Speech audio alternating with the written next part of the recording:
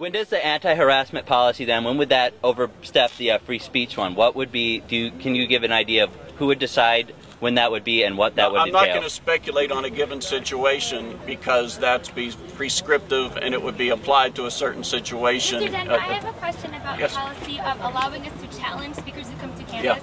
These same two organizations sponsored an event, Tom Credo, I'm sure you know a lot about it. It was set up to not allow any of us to challenge what happened.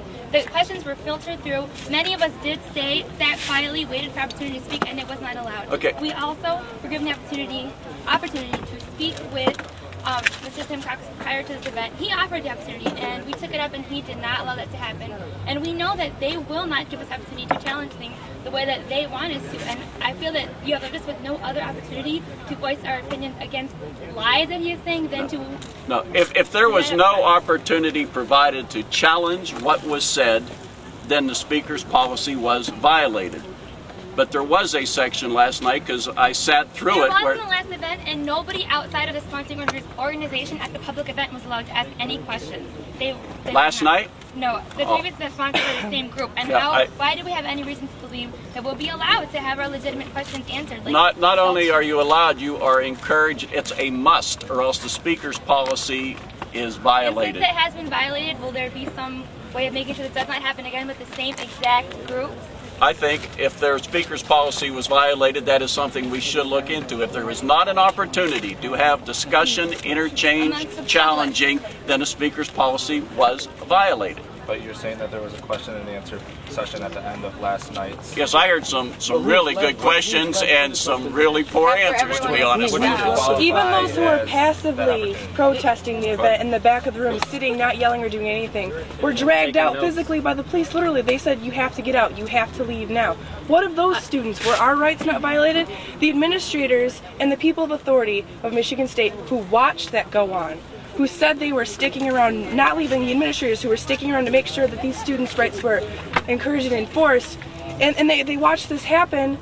How are you going to respond to that? If you're not going to fight with us in this case, we're going to, I think I could speak for everybody here, call for immediate resignations of members of the administration. I just wanted to make one comment. I see these flags are lowered at half staff here, maybe in light of the Virginia Tech incident. I think they should be lowered to half staff because of the death of freedom and liberty on this campus. I just wanted to make one comment. I was one of the first students escorted out of the building when I was not, in fact, protesting. I was there in support of the protesters, but I was not protesting. I was sitting down, I did not have a sign, and I did not say a word throughout the entire speech. But I was escorted out, and I am thoroughly convinced that it was because I'm a Muslim and I have a symbol to display this. And I want to answer why I was one of the first people escorted out when I was not being disruptive. Okay. The escorting out was part of the closing of the event. It was not that the regular. That did not happen. Mr. Debnow, if the event was closed, does that not violate the speaker's policy because then the public was not allowed to participate in the question and answer thing? When disruption overtakes dissent, there is a different standard applied because disruption precludes the free and open exchange of ideas, and if that, I would hope you would demand a guarantee if you had an event that your speaker, no matter how controversial, he wouldn't say working soap. You wouldn't say a racially derogatory term. Our speaker wouldn't. Okay, it wouldn't be yours. I would say any student group, including you. I would hope that speaker would get kicked out immediately. That's what I would hope for. And I don't want you to call this controversial. This is facts. The man's a murderer. He supports murder. That's not controversial. That's a fact. It's not controversial. It's a fact. It's a fact. Don't try to say it's controversial.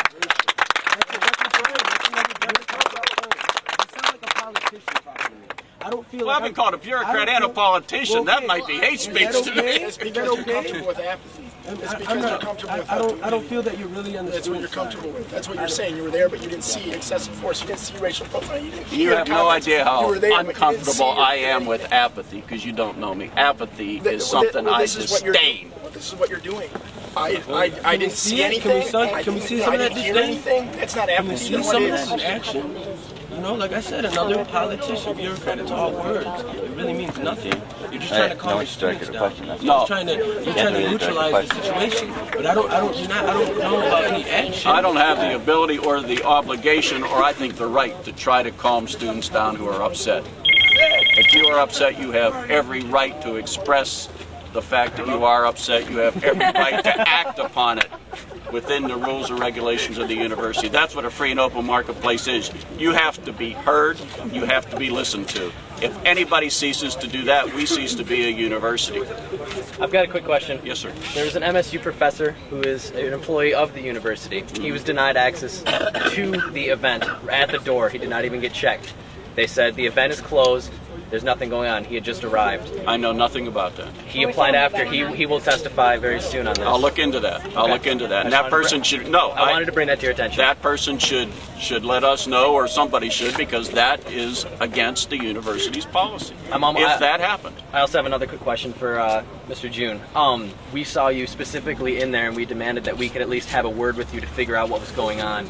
And nobody was able to go and talk to you. And it was very, very frustrating being stuck outside looking through glass at you, the person we need to talk to, while you were in there talking with cops. And why did you not make an attempt to come out, at least in my visibility? I wouldn't aware anyone wanted me to come out. There were over 100 people standing on both sides of the building. No, but I didn't know anyone was requesting that I come out. But isn't it your responsibility to talk to the students and perhaps find out what people are feeling? Yes, and I would have come out if it had been asked.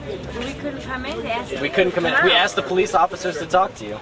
Well, I didn't get the message, and I'm open now to do the talk that you might wanted to have had last night. Well, I suppose I'm as glad as I could be to hear that. We'd be hypocrites if we said communication is a two-way street and then we don't buy into that. We have to listen.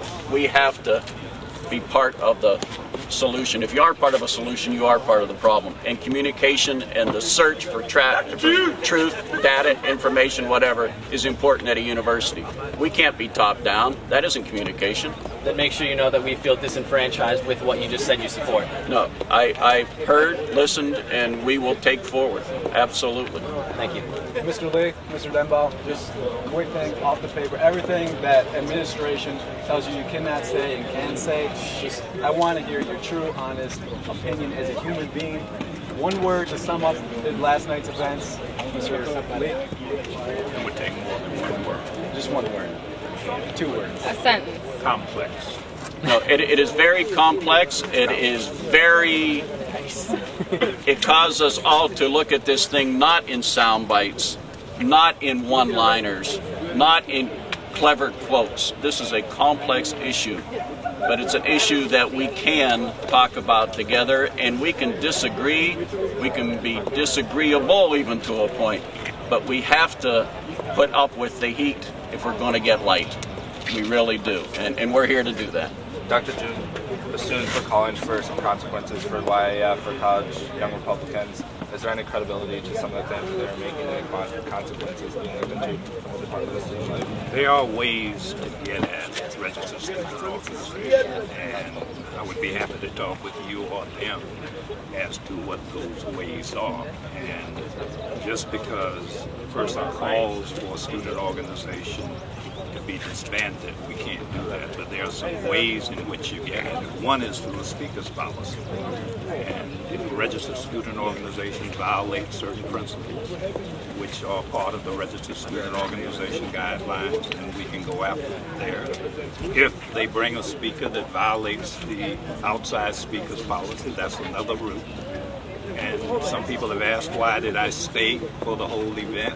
Because one of the things I was interested in is whether or not the speaker would do some things that would indeed violate the policy, which then would have given us some avenues to take some action. Was there an administrator present or someone who can judge whether or not a violation may have occurred throughout the entire evening or throughout the entire presentation? Yeah, but check the outside speaker's policy. I'm familiar with the speaker's policy, but I'm saying, was there someone there the entire time to judge? Someone here can, like, one of the things that the speaker's policy say is that a speaker should not incite the audience to do X, Y, and Z. And if there's a claim that can be brought forth that was done, we would investigate it and take the appropriate action if the investigation turns out to be to substantiate whatever the allegation is. What about the anti-discrimination policy? The anti-discrimination policy is a policy that one can file a allegation. The part that I'm speaking of specifically is the one that says that a student organization cannot target any racial minority group. And that is one of the avenues, to my knowledge, that is open to whoever wants to bring it before that particular body, and there's a hearing which will then look at it and make a determination. So